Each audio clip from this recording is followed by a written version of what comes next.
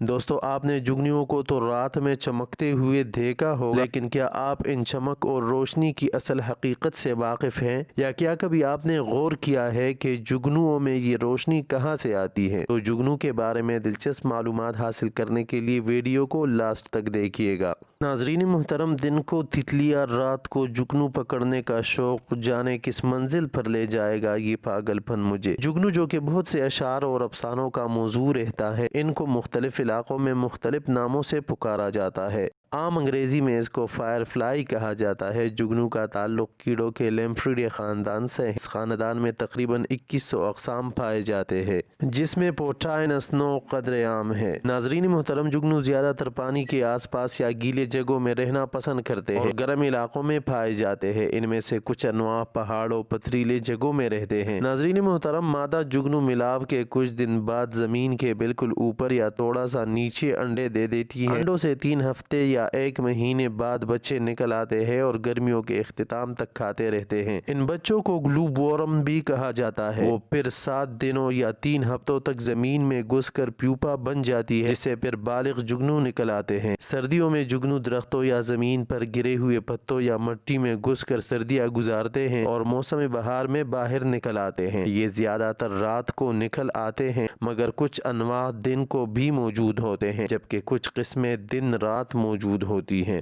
دوستو، یہ شکاری کیڑے ہیں جو کہ دوسرے کیڑوں کا شکار کرتے ہیں۔ یہ بالخصوص کیچوے کا شکار کرتے ہیں۔ ان میں سے کچھ انواع پودوں کے پتے اور گھاس کھاتے ہیں۔ ناظرین محترم، جگنو کے چمکنے کے عمل کو بایولومینیسنس کہا جاتا ہے اور ان کے پیٹ میں ایک قسم کا کیمیکل انزائم موجود ہوتا ہے جس کو لوسیفرائز کہا جاتا ہے۔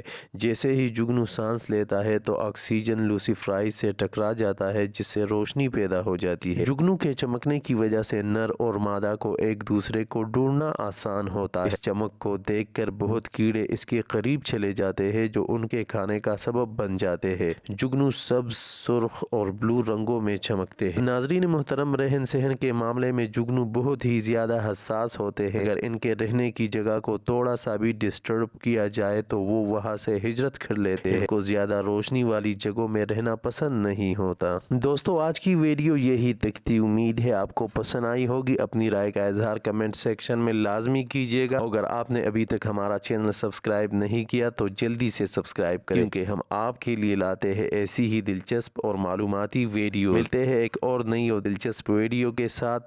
تب تک کے لیے اجازت چاہتا ہوں۔ اپنا بہت سارا خیال رکھیے گا۔ اللہ نگہبان۔